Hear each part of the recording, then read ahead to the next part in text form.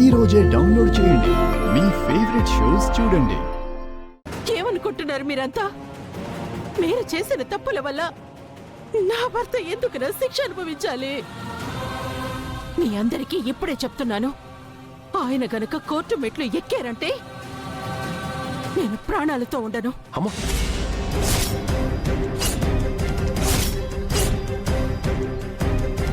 ఆ documents, accounts, cheque books Ahalya రూమ్లో పెట్టింది.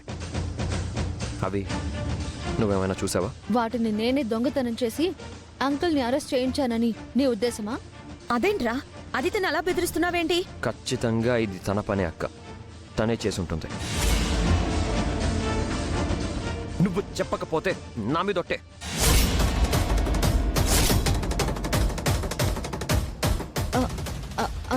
అది